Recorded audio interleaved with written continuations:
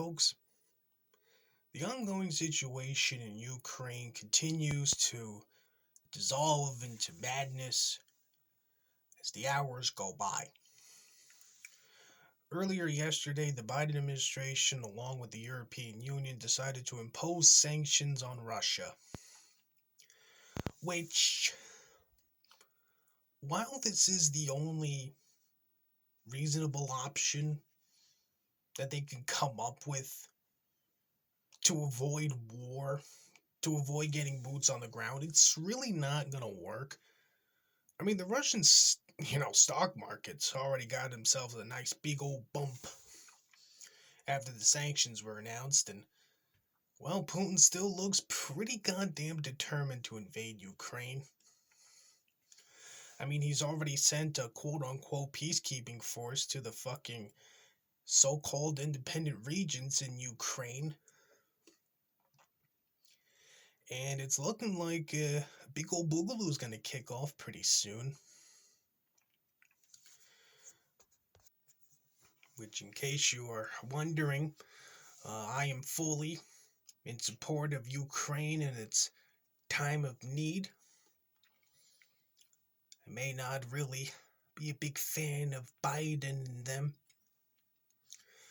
but right now, we need to look to people who can help us get us through this little dark situation. And, well, right now, I'm kind of having a lean towards Biden in the hopes that he can come up with something to prevent war. And I know I shouldn't be optimistic about Biden saving the day given his track record, but gotta hold on to some form of hope. Now, with the possibility of war in Eastern Europe, the price of gas is gonna go up.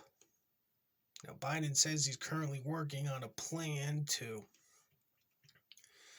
prevent that from being a thing, but again, given his track record, I really wouldn't surprise me if the price of gas starts going up. But hopefully he's got a plan. I doubt it will be a good plan, but a bad plan's better than nothing, eh?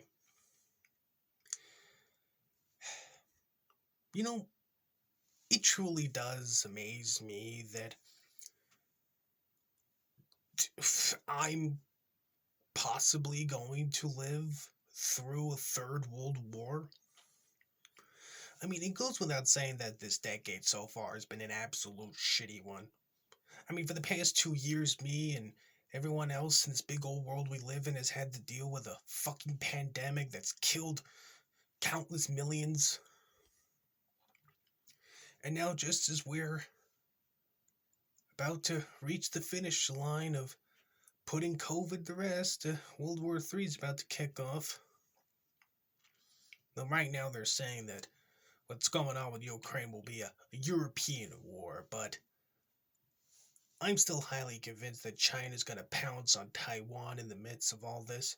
Hell, I really wouldn't be surprised if North Korea decides, fuck this shit, we're going to go after South Korea now. I mean, it would make sense. The rest of the world's distracted over in Europe right now. Seems like a golden opportunity for the Chinese to go after Taiwan and North Korea to go after South Korea. I mean, if that happens, the U.S. is going to be in a three-front war. I mean, we're going to have to deal with Putin over there in the Ukraine. And aside from that, we're going to have to deal with China trying to take Taiwan. And, well, we're going to have to fight the North Koreans trying to take South Korea again. So, yeah, that's something. Honestly, wouldn't be surprised if by this time next month, the whole world's at war again. 80-something years of peace going out the window now. And don't even get me started on the fucking nukes. So, yeah, Things are not looking so great right now. Hopefully a crisis can get averted, but given everything that's been going on just the last 24 hours or so, it's looking like things are gonna get real dark real fucking fast soon. So, catch you guys in the next video. Hopefully it'll be something good, but I'll still be providing updates as to what's been going on in Eastern Europe. Viva Ukraine.